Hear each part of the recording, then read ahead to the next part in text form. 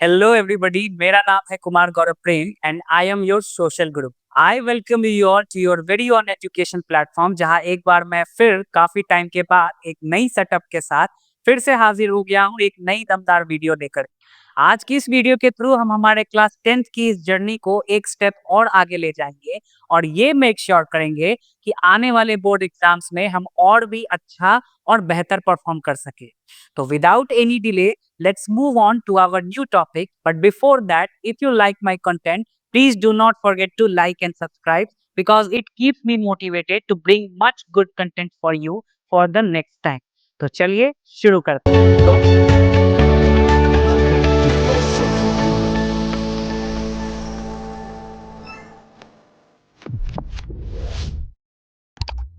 तो आज की इस वीडियो में हम कवर करने वाले हैं क्लास 10th पॉलिटिकल साइंस का chapter number 1, power sharing. Power sharing को समझने के लिए सबसे पहले हमें इसके मीनिंग को समझना है। तो पावर शेयरिंग का मतलब है कि it is the distribution of power among different organs and levels of the government. तो पावर शेयरिंग का मतलब हर फील्ड में तो अलग अलग होता है, but according to this chapter power को शेयर किया जा रहा है गवर्नमेंट के डिफरेंट ऑर्गन्स में एंड डिफरेंट लेवल्स में। डिफरेंट ऑर्गन्स का मतलब है लेजिस्लेचर, एग्जीक्यूटिव एंड जुडिशियरी, और डिफरेंट लेवल्स का मतलब है central, state and local government. तो पावर को जो है क्यों अच्छे से डिस्ट्रीब्यूट करना जरूरी है डिफरेंट ऑर्गन्स और लेवल्स में, ताकि दो काम अच्छे से हो पाए। सबसे पहला काम कि हम इंश्योर कर सके इक्वल पार्टिसिपेशन, और दूसरा प्रिवेंट कर सके dominance by any single group. यानी कि अगर पावर को सही तरीके से शेयर किया जाएगा तो हर कोई उसमें इक्वली पार्टिसिपेट कर सकता है, हर किसी को इक्वल अपॉर्चुनिटीज मिल सकती है, और कोई एक ग्रुप जो है दूसरे ग्रुप के ऊपर अपना डोमिनेंस नहीं दिखा सकता है। तो इस वजह से पावर शेयर करना इंपॉर्टेंट है। I hope you are getting my point कि पावर शेयरिंग क्या होता है। पावर शेयरिंग के इस चैप्टर को समझने के लिए सबसे पहले हमें इस चैप्टर के थीम को समझना होगा, और इस चैप्टर का थीम जो है वो दो कंट्री के केसेस पे बेस्ड है। सबसे पहले कंट्री है हमारी बेल्जियम और दूसरी हमारी कंट्री है श्रीलंका। इन दोनों कंट्री के एग्जाम्पल से हमें समझाया गया है कि कैसे अगर पावर को सही तरीके से शेयर किया जाता है तो वो कंट्री प्रॉस्पर करती है, और अगर कहीं पे वो एब्सेंट होती है तो उस कंट्री को उसके कंसीक्वेंसेस भी भुगतने पड़ते हैं। तो हम देखेंगे कि कौन सी कंट्री प्रॉस्पर करती है और किसे उसके कंसीक्वेंसेस भुगतने पड़ रहे हैं। तो सबसे पहले हम बात करेंगे बेल्जियम की केस की। तो बेल्जियम जो है हमारा एक स्मॉल यूरोपियन कंट्री है, विच मीन्स बेल्जियम जो है यूरोप कॉन्टिनेंट में लोकेटेड है और वहाँ की एक छोटी सी कंट्री है, और एनसीईआरटी में इसे हमारे इंडिया के हरियाणा से कंपेयर किया गया है। इसकी पॉपुलेशन जो है लगभग 1 करोड़ के आसपास है, और ये जो है अपने बॉर्डर्स भी डिफरेंट डिफरेंट डायरेक्शंस में डिफरेंट डिफरेंट कंट्रीज के साथ शेयर करती है। ये बात तुम्हें याद रखनी है। तो ये एक छोटी सी यूरोपियन कंट्री है, और यहाँ का जो एथनिक मेकअप है वो काफी ज्यादा कॉम्प्लेक्स है। कॉम्प्लेक्स का मतलब है काफी ज्यादा जटिल है, समझने में थोड़ी दिक्कत आ सकती है अगर ध्यान नहीं दिया जाए तो, बट हम लोग उस सारे प्रॉब्लम्स को दूर कर लेंगे। तो यहाँ का जो पॉपुलेशन है वो मेजरली 3 लिंग्विस्टिक ग्रुप्स में डिवाइडेड है। लिंग्विस्टिक ग्रुप का मतलब होता है भाषा के आधार पे। तो यहाँ की जो जनसंख्या है वो 3 तरीके की भाषा बोलती है। सबसे पहले स्पीकर्स हैं हमारे डच स्पीकर्स, जो कि मेजॉरिटी में है और 59% है, और रहते कहाँ हैं? फ्लेमिश रीजन में। याद रखना है, मेजॉरिटी में डच स्पीकर हैं 59% और रहते हैं फ्लेमिश रीजन में। दूसरे हैं हमारे फ्रेंच स्पीकर, 40% हैं और वालोनिया रीजन में रहते हैं। और सबसे लास्ट में है हमारे जर्मन स्पीकर, जो कि सिर्फ और सिर्फ 1% है। तो हमारा जो बेल्जियम है उस बेल्जियम में 3 तरह के ग्रुप हैं, डच, फ्रेंच एंड जर्मन, और मेजॉरिटी में डच है। लेकिन अगर इसके कैपिटल सिटी ब्रुसेल्स की बात की जाए तो सबसे पहले तो कैपिटल सिटी का नाम याद रखना है कि हमारा जो कैपिटल सिटी है ब्रुसेल्स, वहां का एथनिक कॉम्पोजिशन यहाँ से बिल्कुल उल्टा है। उल्टा क्या है कि जो डच स्पीकर यहाँ मेजॉरिटी में है 59%, वहाँ माइनॉरिटी में है 20%, और जो यहाँ पे फ्रेंच स्पीकर्स माइनॉरिटी में है 40%, वो वहाँ मेजॉरिटी में है हमारे 80%। तो ये दोनों चीज याद रखना है। थोड़ा सा बेल्जियम में अलग कॉम्पोजिशन है और ब्रुसेल्स में अलग कॉम्पोजिशन। अब आगे देखते हैं कि इन तीनों लिंग्विस्टिक ग्रुप्स के बीच में क्या होता है। आगे बढ़ने से पहले इस मैप को अच्छे से ध्यान में रख लेना, क्योंकि ये मैप जो है बोर्ड एग्जाम्स में कई बार आ चुके हैं और जितना कलरफुल ये यहाँ बोर्ड पे दिखाई पड़ रहा है, इतना कलरफुल और विजिबल वो एग्जाम पेपर में नहीं होगा। तो अगर इस बात को दिमाग में नहीं बैठाओगे तो एग्जाम में काफी ज्यादा प्रॉब्लम्स फेस करनी पड़ सकती हैं। तो हम समझ लेते हैं कि कौन से स्पीकर्स हमारे किस एरिया में लोकेटेड है।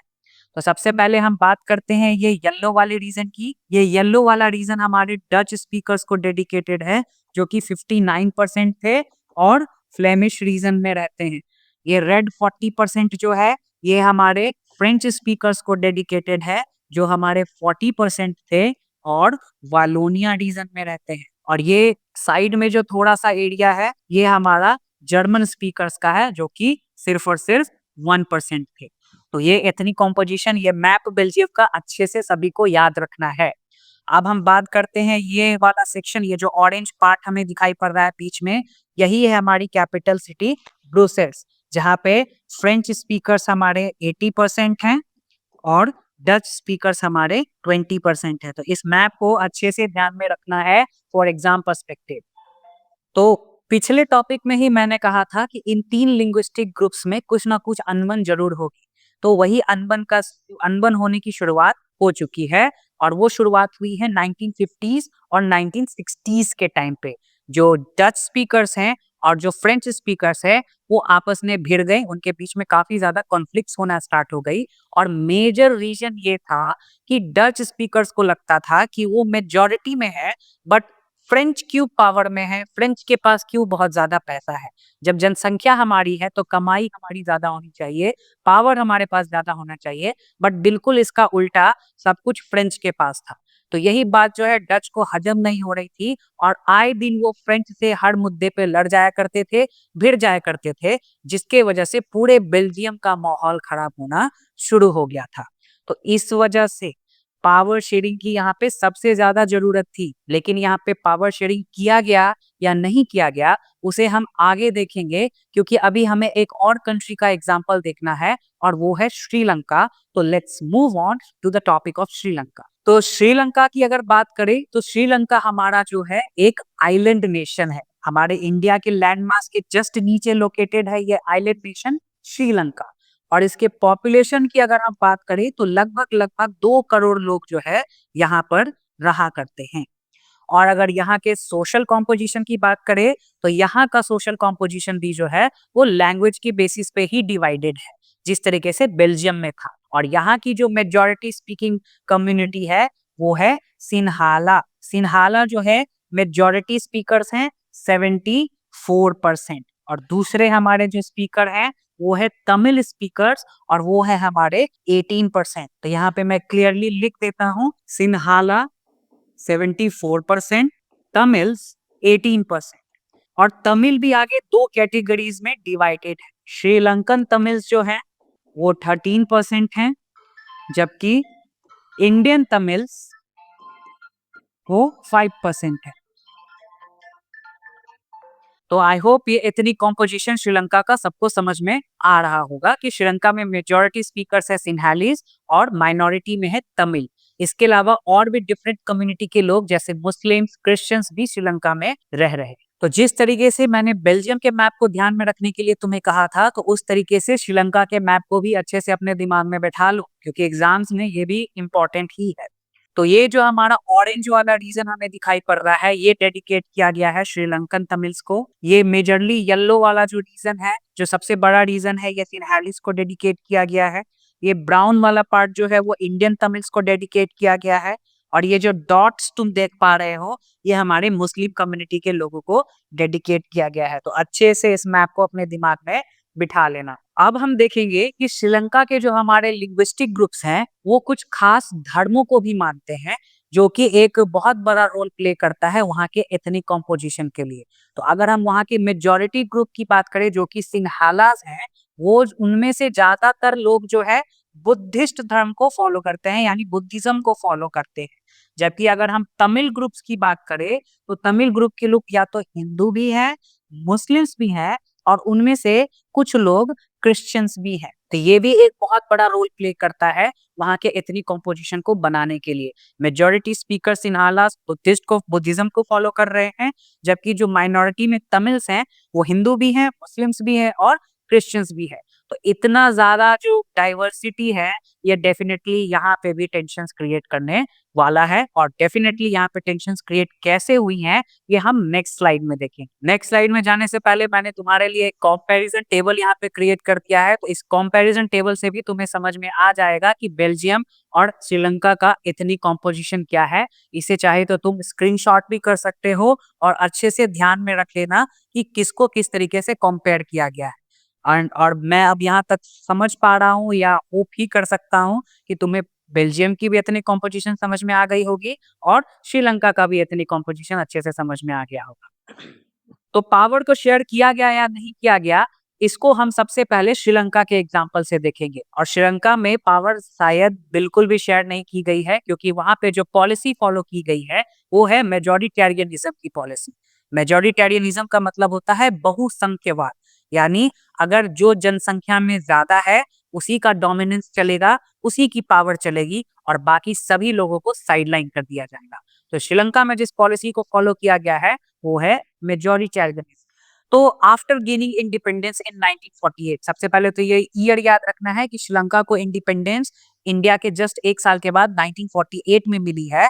और जैसे ही वहां पे उसको इंडिपेंडेंस मिली है, सिन्हाला कम्युनिटी के जो लीडर्स हैं अपने मेजोरिटी का हवाला देके, वर्च्यू का मतलब होता है कि उसका सहारा लेना, अपने मेजोरिटी में होने का सहारा लेके डोमिनेंस को स्टैब्लिश करने की शुरुआत कर चुकी थी।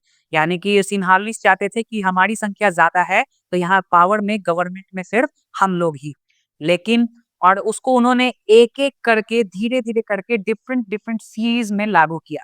जैसे सबसे पहले तो उन्होंने एक एक्ट पास करवा लिया 1956 में, जहां पे उन्होंने कह दिया कि पूरे के पूरे श्रीलंका में जो ऑफिशियल लैंग्वेज होगी वो होगी सिन्हैलीज। तमिल के लैंग्वेज को एकदम से साइडलाइन कर दिया कि कौन हो तुम लोग, चलो हटो यहाँ से, तुम्हारी कोई जरूरत नहीं है, सिर्फ सिन्हैलीज जो है वही रिकॉग्नाइज किए जाएंगे ऑफिशियल लैंग्वेज के तौर पे। तो 1956 में ये एक्ट पास किया गया था। एमसीक्यूज में ये क्वेश्चंस आ सकते हैं, तो ध्यान रखना है कि सिन्हैलीज ऑफिशियल लैंग्वेज कब बनी थी, इन 1956।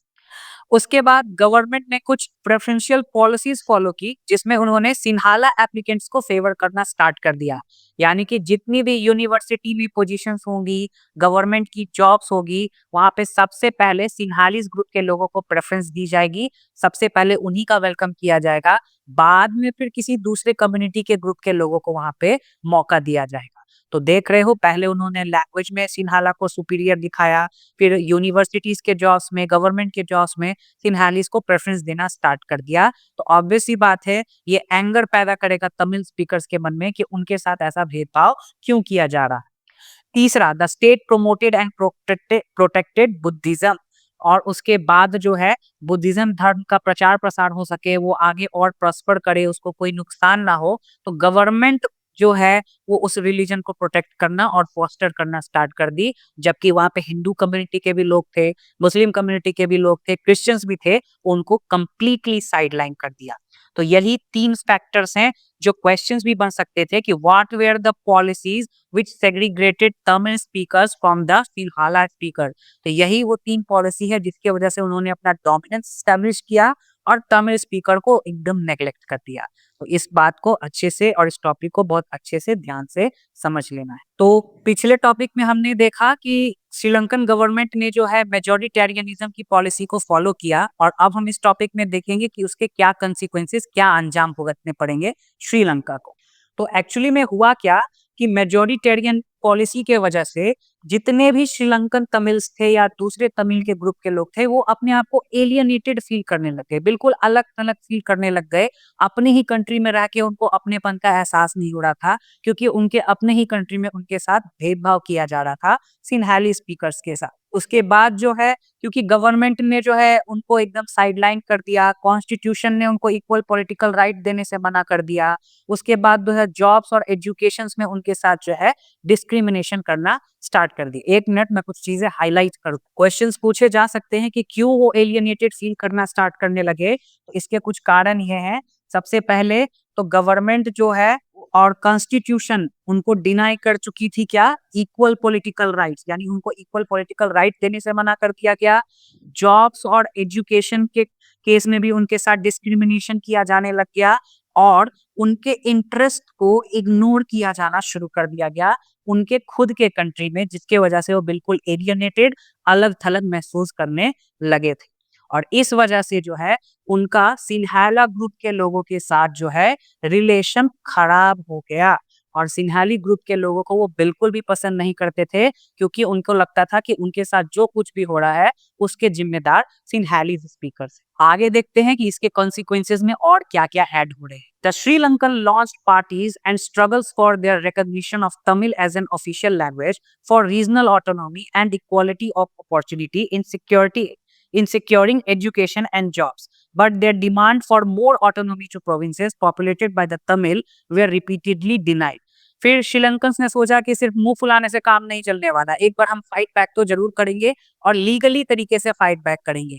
तो इस वजह से जो है उन्होंने अपनी पार्टीज बनाना शुरू कर दी, रेवोल्यूशंस और प्रोटेस्ट करना स्टार्ट कर दिया कि हमारे तमिल को भी जो है ऑफिशियल लैंग्वेज के तौर पर रिकॉग्नाइज करो, जॉब्स में और एजुकेशन के केसेस में भी हमें जगह दो। लेकिन टाइम टू टाइम उनके इस अपॉर्चुनिटी को डिनाई कर दिया गया। उन्होंने ये भी बोला कि जिस जगह पे हमारी जनसंख्या ज्यादा है, कम से कम उस प्रोविंस में हमें ऑटोनॉमी मतलब वहां रूल करने दिया जाए। बट उनके इस डिमांड को भी सिरे से खारिज कर दिया गया सिन्हाली स्पीकर्स के द्वारा। तो एक्चुअली सिन्हाला स्पीकर जो है कंप्लीटली अपना डोमिनेंस दिखाना चाह रहे थे, जो कि तमिल के लोगों को बिल्कुल पसंद नहीं आ रही थी। By 1980s, several political organizations were formed demanding an independent Tamil elam in northern and eastern parts of Sri Lanka. तो 1980s में बहुत सारे पॉलिटिकल ग्रुप्स बन गए थे जो तमिल एलम की डिमांड कर रहे थे। एलम का मतलब होता है स्टेट, मतलब वो एक तरीके से देख सकते हैं नॉर्दर्न और ईस्टर्न, क्योंकि नॉर्दर्न और ईस्टर्न पार्ट्स में तमिल बहुत ज्यादा रहा करते थे, तो उस एरिया में वो उन एरिया को तमिल एलम यानी तमिल स्टेट बनाने की डिमांड कर रहे थे,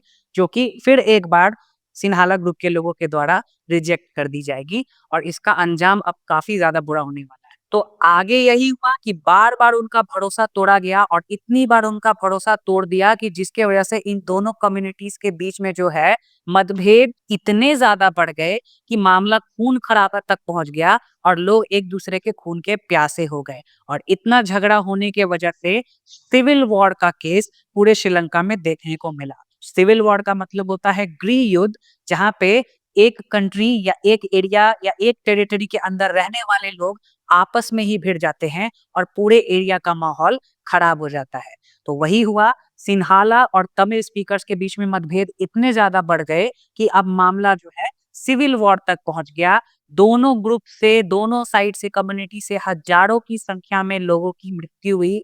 बहुत सारे लोगों को अपने खुद का घर बार छोड़ के, अपने खुद की कंट्री को छोड़ के दूसरे कंट्री में एज रेफ्यूजी, शरणार्थी बन के रहना पड़ा और पूरे श्रीलंका का माहौल खराब हो गया। कह रहा है the civil war has caused terrible setback to the social, cultural and economic life of the country ended in 2009। तो ये जो सिविल वॉर उस समय स्टार्ट हुआ, ये 2009 में खत्म हुआ, लेकिन तब तक पूरे श्रीलंका का सोशल, इकोनॉमिकल और पॉलिटिकल कल्चर जो है बर्बाद हो चुका था। तो इस श्रीलंका के एग्जाम्पल से हमने देखा कि अगर पावर को शेयर नहीं किया जाता है और अगर कोई एक ग्रुप किसी दूसरे ग्रुप के ऊपर अपना डोमिनेंस दिखाती है, तो मामला बहुत खराब हो सकता है और इसका कंसीक्वेंसेस बहुत बुरा हो सकता है। हमारा नेक्स्ट टॉपिक है एकोमोडेशन इन बेल्जियम। तो बेल्जियम जो है उसने श्रीलंका के जैसा फुलिशनेस नहीं दिखाया, बल्कि उसने दिमाग से काम लिया और उन्होंने डिसाइड किया कि हम एकोमोडेट करेंगे, हम एडजस्ट करेंगे, हम डिफरेंट कल्चर्स के लोगों को रेस्पेक्ट करेंगे, क्योंकि अगर हम आगे बढ़ेंगे तो ही हमारा देश आगे बढ़ेगा। तो let's see the example of Belgium. तो बेल्जियन मॉडल की बात करें तो वहां पे कॉन्फ्लिक्ट को अवॉइड करने के लिए बेल्जियम के लीडर ने एक इनोवेटिव पावर शेयरिंग अरेंजमेंट निकाला। उन्होंने 1970 और 1993 के बीच में अपने कॉन्स्टिट्यूशन को 4 बार अमेंड किया। तो यहाँ पे सभी कल्चर्स को रेस्पेक्ट किया गया है और 1970 से 1993 यानी इन 23 सालों के दौरान कॉन्स्टिट्यूशन को 4 बार उसके अंदर जो है चेंजेस लाई गई है, ताकि सभी लोगों को इक्वल राइट्स और इक्वल अपॉर्चुनिटीज दी जा सके। इसी वजह से इसे एक अनोखा मॉडल कहा गया है। हम इस मॉडल के कुछ की एलिमेंट्स को देख लेते हैं। तो सबसे पहले तो इक्वल रिप्रेजेंटेशन दिया गया है, यानी कि constitution requires N equal number of Dutch and French speaking ministers in the central government. यानी देश की जो सेंट्रल गवर्नमेंट होगी उसमें किसी का भी डोमिनेंस नहीं होगा। जितना रिप्रेजेंटेशन डच का होगा उतना ही रिप्रेजेंटेशन हमारा फ्रेंच का होगा। दूसरा, decentralisation, many powers of the central government were given to state government for two regions, Flemish and Wallonia, which are not subordinate to the central government. फिर उसके बाद एक और लेवल ऑफ गवर्नमेंट बनाई गई, स्टेट गवर्नमेंट, क्योंकि state के अंदर जो है डिफरेंट डिफरेंट रीजन्स में डिफरेंट स्पीकर्स थे, तो वहां पे जो है उनको अलग ऑटोनॉमी दी गई और उनको बाध्य नहीं किया गया, मतलब कोई ऐसी जरूरत नहीं थी कि स्टेट गवर्नमेंट को सेंट्रल गवर्नमेंट की बात सुननी ही होगी, उनको वहां ऑटोनॉमी दी गई ताकि डिफरेंट डिफरेंट कम्युनिटी के लोग अपने एरिया में हंसी खुशी रह सके और किसी के बीच में भी झगड़ा नहीं। तीसरा, सेपरेट गवर्नमेंट फॉर ब्रुसेल्स। अब अगर हम कैपिटल सिटी की बात करें तो कैपिटल सिटी ब्रुसेल्स में एक सेपरेट गवर्नमेंट बनाई गई जहां पे इक्वल रिप्रेजेंटेशन वैसा ही रखा गया जैसा कि बेल्जियम के लिए रखा गया था। तो यहाँ पे भी equal number of Dutch speakers होंगे और equal number of French speakers होंगे। और सबसे लास्ट है हमारा community government, a third kind of government. The community government is elected by the people belonging to one language group regardless of where they live. This government handles cultural, educational and language related issue। तो एक और concept लाया गया community government का, जिसके अंदर elections होंगे तो इलेक्शन में पार्टिसिपेट सिर्फ उसी कम्युनिटी के लोग करेंगे और इनको मतलब बड़े लेवल का पावर तो नहीं दिया गया, लेकिन अपने कंट्री के, अपने कम्युनिटी के एजुकेशन रिलेटेड, कल्चर रिलेटेड और लैंग्वेज रिलेटेड में क्या क्या चेंजेस या रूल बनाने हैं, ये पावर दिया गया। तो बेल्जियम में हमने देखा कि बेल्जियम के अंदर अलग गवर्नमेंट, उसकी कैपिटल सिटी में अलग गवर्नमेंट और अलग अलग कम्युनिटी के लोगों के लिए अलग अलग गवर्नमेंट। इस तरीके से सबको हम इंश्योर कर रहे हैं पावर देने का और एकोमोडेट कर रहे हैं, जिसकी वजह से यहाँ पे लड़ाई झगड़े के चांसेस बिल्कुल कम है और सब हंसी खुशी रहेंगे, जो कि श्रीलंका के एग्जाम्पल से बिल्कुल उल्टा है। तो हम इसके आउटकम को देख लेते हैं कि अगर हम एकोमोडेट करते हैं तो उसका क्या नतीजा निकलता है। तो it indeed a very complicated model, but the Belgian model successfully prevented a civil war and the possible division of the country along linguistic lines। तो हाँ, ये जो मॉडल है इसे देश चलाने में थोड़ी दिक्कत जरूर आएगी, थोड़ा कॉम्प्लेक्स है, थोड़ा प्रॉब्लम है, समझने में टाइम लग सकता है, बट कम से कम सिविल वॉर जैसा सिचुएशन तो नहीं हुआ, खून खराबा नहीं हुआ और लोग हंसी खुशी यहाँ पे रह रहे हैं और कंट्री डिवाइडाइजेशन से बच गया, यहाँ बंटवारा नहीं हुआ। It shows that unity is possible by respecting the interest and feelings of different communities। तो ऑब्वियस ही बात है, ये तो आप क्लासरूम्स में भी देखते हैं, हमारे क्लासरूम्स में जो है अलग अलग कम्युनिटी, कल्चर और बैकग्राउंड के बच्चे आते हैं, बट सबको एक जैसा यूनिफॉर्म और एक जैसा इक्विपमेंट या डिपार्टमेंट इसलिए दिया जाता है ताकि उनके साथ भेदभाव ना हो, सबके डिसीजंस की रेस्पेक्ट की जाती है ताकि झगड़ा ना हो। तो इसी तरीके से बेल्जियम में भी झगड़ा ना हो तो सबको एकोमोडेट कर लिया गया। When many countries of Europe came together to form the European Union, Brussels was chosen as its headquarter। तो आगे चल के यूरोप की बहुत सारे कंट्री ने डिसाइड किया होगा कि हम मिलके अपना एक यूनियन बनाएंगे, एक ग्रुप बनाएंगे, तो उसे ही यूरोपियन यूनियन कहा गया। और यूरोपियन यूनियन का कैपिटल हेडक्वार्टर जो है ब्रुसेल्स, बस इसी एग्जाम्पल्स के वजह से चुना गया, क्योंकि ब्रुसेल्स ने एक एग्जाम्पल पेश किया था कि कैसे वो लोगों को साथ लेकर के चल सकता है। तो इस वजह से यहाँ पे डिफरेंट यूरोपियन कंट्रीज को साथ लेके चलने के लिए ब्रुसेल्स को ही उसका हेडक्वार्टर चुना गया।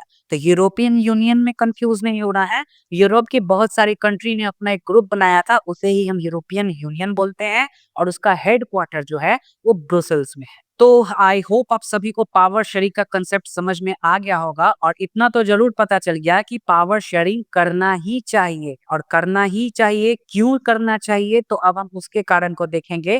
तो हमारा अगला टॉपिक है why power sharing is desirable. तो पावर शेयरिंग क्यों डिजायरेबल है, इसके लिए हमारे पास दो रीजंस हैं। तो इस दोनों रीजन को एग्जाम में कई बार पूछा गया है और ये इस चैप्टर के कुछ इंपॉर्टेंट क्वेश्चंस में से एक है।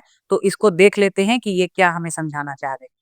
तो सबसे पहला रीजन है prudential reason. This perspective emphasizes the practical benefits। Power sharing reduces the possibility of conflict between social group, leading to political stability। Imposing the will of the majority can undermine the country's unity in the long run।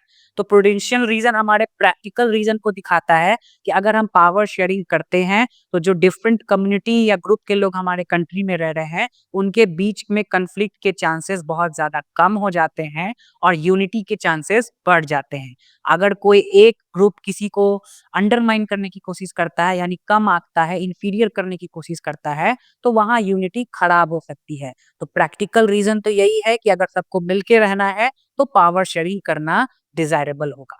इसके moral reason की बात करें तो this view highlights the intrinsic value of power sharing, it is the very spirit of democracy. तो अगर moral reason यानी नैतिक reason की अगर हम बात करें तो डेमोक्रेसी में सभी लोगों को इक्वली देखा जाता है। तो अगर सभी लोगों को इक्वली देखा जाता है तो पावर भी सभी लोगों के बीच इक्वली डिवाइड होना चाहिए, तभी हम सही मायने में इक्वल हो पाएंगे। तो अगर हम मॉरल रीजन को देखें तो नैतिक हिसाब से सबको पावर देना जरूरी है। अगर हम प्रूडेंशियल रीजन को देखें तो प्रैक्टिकल सोचे तो भी सबको पावर देना जरूरी है। हमारा अगला टॉपिक है फॉर्म्स ऑफ पावर शेयरिंग, यानी पावर्स को कितने तरीके से हमारे कंट्री में शेयर किया जा सकता है। तो इसे भी हम बहुत अच्छे तरीके से समझेंगे। तो let's dive into our new topic. तो for a long time, it was believed that all power of government must reside in one person or group of persons located at one place, because they felt that if the power is decided to be dispersed, it would not be possible to take quick decision and to enforce it.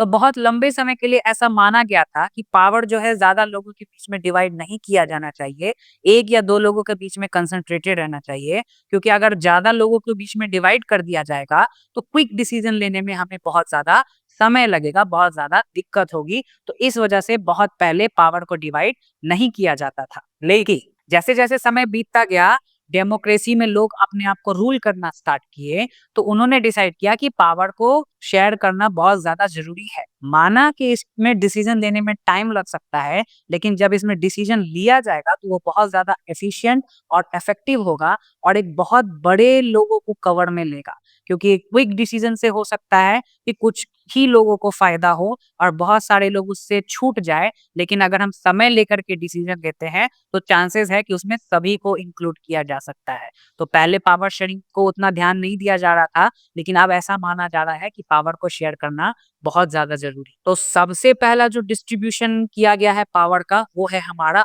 Horizontal. Horizontal का मतलब होता है एक level में। तो horizontal में जब power share किया गया है तो उसमें हमें याद रखना है कि गवर्नमेंट के डिफरेंट ऑर्गन्स में शेयर किए जा रहे हैं। Horizontal power sharing means different organs of the government, जिसमें आता है हमारा लेजिस्लेचर, एग्जीक्यूटिव एंड जुडिशरी। ये सिस्टम हमें इंश्योर करता है कि कोई भी जो सिंगल ऑर्गन है, किसी के पास अनलिमिटेड पावर नहीं होगी। इस चीज को बहुत ध्यान से याद कर लेना कि जो हमारा ऑर्गन के बीच में पावर डिवाइड किया गया है, सबको पावर तो दी गई है, पर किसी के भी पास जो है अनलिमिटेड पावर नहीं होगा। सब एक दूसरे को अंडर कंट्रोल में रखते हैं, और एक दूसरे को अंडर कंट्रोल में रखने की वजह से इस डिवीजन को हम एक और नाम से जानते हैं जो कि बहुत इंपॉर्टेंट है, और उस डिवीजन का नाम है चेक्स एंड बैलेंसेस। क्यों? क्योंकि सारे ऑर्गन एक दूसरे को चेक में यानी अंडर कंट्रोल में रखते हैं, जिसकी वजह से बैलेंस बना रहता है। तो याद रखना है, हॉरिजॉन्टल पावर शेयरिंग में इसे 3 ऑर्गन्स में डिवाइड किया जाता है, और तीनों ऑर्गन्स के पास अनलिमिटेड पावर नहीं होते हैं। तीनों ऑर्गन एक दूसरे को चेक करते हैं, बैलेंस बना के रखते हैं, इसी वजह से इसे चेक्स एंड बैलेंस के नाम से भी हम जानते हैं। एग्जाम्पल के तौर पे, जजेस are appointed by the executive but can check the functions of the executive of the laws made by the legislature. यानी जजेस जो है वो एग्जीक्यूटिव के द्वारा अपॉइंट किए जाते हैं, लेकिन ये जजेस, अपॉइंटेड जजेस, उन्हीं के फंक्शन को चेक कर सकते हैं जो कि लेजिस्लेचर के द्वारा बनाया गया है। यानी सब एक दूसरे को कंट्रोल कर रहे हैं और बैलेंस बनाकर चल रहे हैं। दूसरा फॉर्म है हमारा वर्टिकल डिवीजन ऑफ पावर, जो कि टॉप टू बॉटम जाएगा।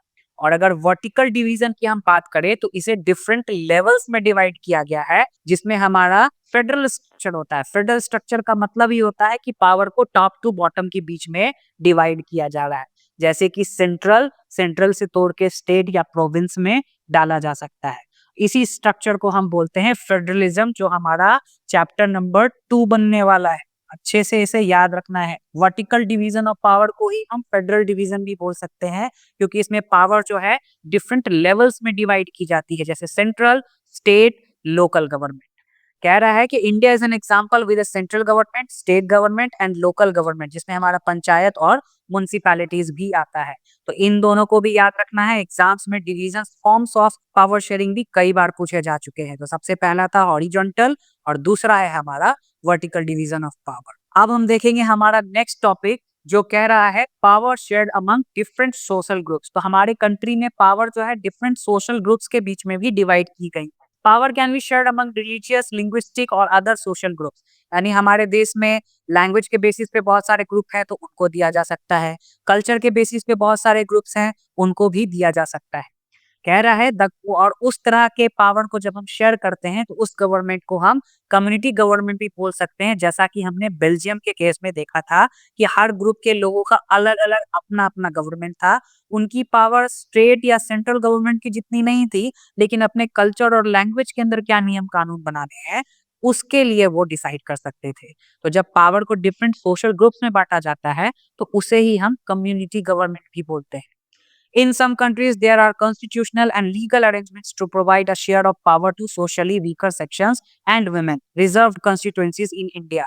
तो बहुत सारी कंट्री में जो सोशल ग्रुप हैं जो समाज में पीछे छूट गए हैं उनको भी पावर इंश्योर किया जाता है। जैसे कि इंडिया में वुमेन हैं या एससी एसटी कास्ट के जो लोग हैं, ओबीसी ग्रुप के लोग हैं, ये एक्चुअली में weaker section of the society हैं। तो पावर इनको भी मिलना चाहिए और इनको दिया भी गया है रिजर्वेशंस के थ्रू। तो यही को तुम समझ पा रहे हो कि पावर को सोशल ग्रुप्स के बीच में भी डिवाइड किया गया है। तो हमारा नया टॉपिक है power shared between political parties, pressure groups and movements. तो क्या होता है कि पावर को कई बार जो है पॉलिटिकल पार्टीज के बीच में भी शेयर किया जाता है थ्रू कंपटीशन। कंपटीशन का मतलब है इलेक्शन। इलेक्शन होता है तो उसमें बहुत सारी पॉलिटिकल पार्टीज पार्टिसिपेट करती हैं और एक बार अगर किसी की गवर्नमेंट बन जाए तो वो मनमानी हरकतें नहीं कर सकती है, क्योंकि उसको पता है कि ये कंपटीशन यानी कि इलेक्शन एक बार फिर होगा और उस वक्त जो है उनको हटाया भी जा सकता है और दूसरी पार्टी को मौका दिया जा सकता है। लेकिन कई बार ऐसा भी होता है कि किसी भी पार्टी को मेजॉरिटी नहीं आती है, तो उस केस में दो पार्टी अलायंस बनाकर लड़ती हैं या कोलिएशन गवर्नमेंट यानी इलेक्शन रिजल्ट के बाद साथ आती हैं। तो कोलिएशन में जब दो पार्टी आपस में साथ आती हैं तो एक तरीके से पावर को ही शेयर कर रही होती है। एक बार फिर से समझा देता हूँ। पावर पॉलिटिकल ग्रुप में तब शेयर की जाती है जब किसी भी पार्टी को मेजॉरिटी नहीं आती है। मेजॉरिटी नहीं आने की वजह से दो पॉलिटिकल पार्टी के ग्रुप साथ मिलकर सरकार बनाते हैं और इस वजह से पावर को दोनों को आपस में शेयर करना पड़ता है। तो यही था हमारा power sharing between political groups. I hope आज का टॉपिक तुम्हें अच्छे से समझ में आ गया होगा। हमने पावर शेयरिंग को बहुत ही सिंपल मैनर में समझने की कोशिश की कि पावर शेयरिंग के क्या क्या अंजाम हो सकते हैं और नहीं करने पे क्या अंजाम हो सकते हैं, पावर शेयरिंग के कितने फॉर्म्स हो सकते हैं और क्यों पावर शेयरिंग डिजायरेबल है। तो इस पावर शेयरिंग को तुम अपने रियल लाइफ में भी अप्लाई करना ताकि तुम हमेशा आगे बढ़ते रहो। फिलहाल तो मैंने नॉलेज शेयरिंग की है। आई होप मेरा ये नॉलेज तुम्हारे काम आया हो। मिलते हैं नेक्स्ट वीडियो में। लाइक और सब्सक्राइब करना बिल्कुल मत भूलना। For today I am signing off.